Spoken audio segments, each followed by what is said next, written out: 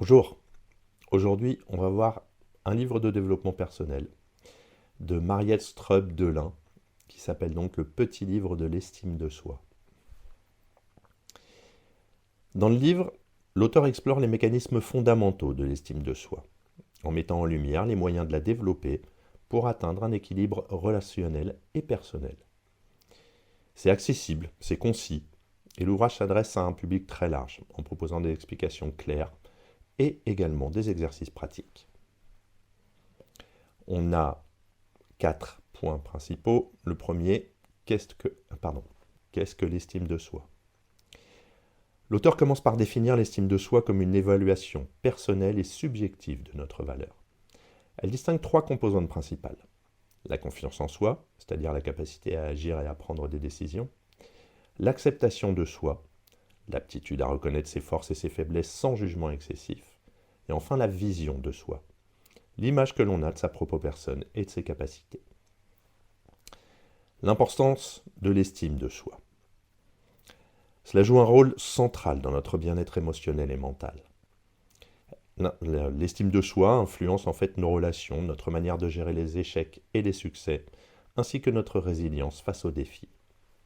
Et enfin les sources de l'estime de soi.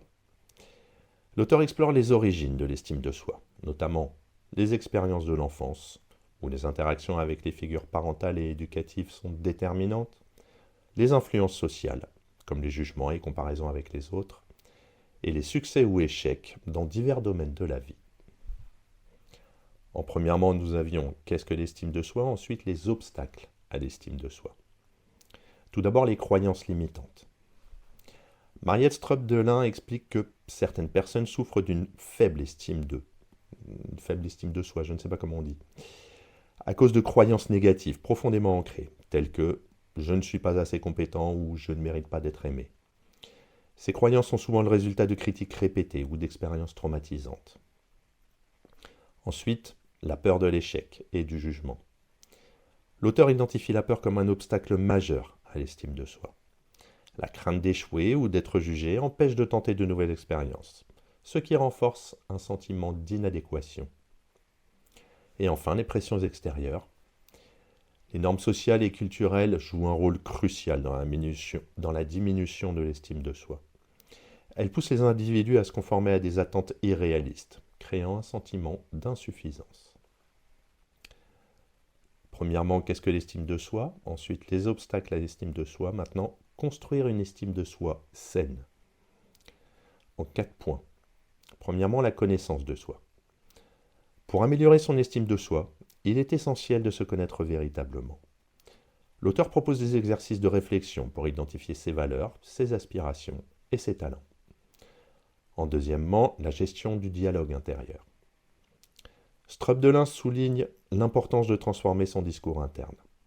Les pensées négatives doivent être remplacées par des affirmations positives et réalistes. Par exemple, remplacer je suis nul par je fais de mon mieux dans cette situation. Troisièmement, l'acceptation de soi. L'un des principes centraux du livre est que l'acceptation inconditionnelle de soi est essentielle. Cela implique de reconnaître ses imperfections tout en valorisant ses qualités. Et quatrièmement, l'action comme moteur de confiance. L'auteur insiste sur le fait que la confiance en soi se construit par l'action. Prendre des initiatives, même petites, et célébrer chaque progrès renforce l'estime de soi. En grand 4, on doit entretenir l'estime de soi. En 3 points, l'importance des relations. Les relations jouent un rôle clé dans l'entretien de l'estime de soi. S'entourer de personnes bienveillantes et éviter les relations toxiques est fondamental. En 2, cultiver la gratitude. La gratitude, pas l'ingratitude, la gratitude. L'auteur recommande de pratiquer la gratitude pour renforcer un sentiment de contentement. Reconnaître les aspects positifs de sa vie aide à maintenir une vie équilibrée de soi-même.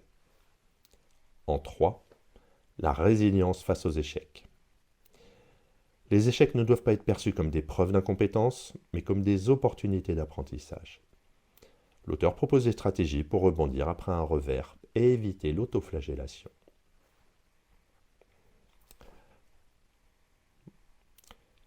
L'analyse du livre. C'est un guide pratique et accessible. en 4 points, l'analyse, une approche claire et bien structurée en premier. Le livre se distingue par sa simplicité et son organisation méthodique. Chaque concept est expliqué de manière concise, avec des exemples concrets et des exercices pratiques, rendant le contenu accessible à absolument tout le monde. L'emphase sur la pratique en 2. Un des points forts de l'ouvrage est son orientation vers l'action. Les exercices proposés permettent au lecteur d'appliquer immédiatement les idées présentées, ce qui renforce l'impact. En troisièmement, une vision équilibrée. L'auteur évite les pièges du développement personnel simpliste. Elle reconnaît que développer l'estime de soi demande du temps, de la patience et des efforts constants, tout en offrant des outils réalistes pour y arriver. Et enfin, on trouve quelques limites, toujours selon les différentes critiques du livre. Bien que le livre soit riche en conseils pratiques, certains lecteurs souhaitent plus d'explications, des explications plus approfondies sur les mécanismes psychologiques sous-jacents. De plus, les personnes souffrant de troubles de l'estime de soi, très ancrés, pourraient nécessiter un accompagnement thérapeutique complémentaire. En conclusion, c'est une ressource précieuse pour renforcer l'estime de soi. C'est un guide utile pour quiconque cherche à mieux se comprendre et à cultiver une estime de soi saine. Avec des conseils pratiques et une approche bienveillante, l'auteur offre des clés pour surmonter les obstacles internes et externes qui entravent l'épanouissement personnel. Ce livre rappelle que l'estime de soi n'est pas un état figé, mais une compétence qui se travaille au quotidien. En adoptant une démarche consciente et proactive, il est possible de développer une confiance en soi durable et de vivre une vie plus épanouie. À bientôt.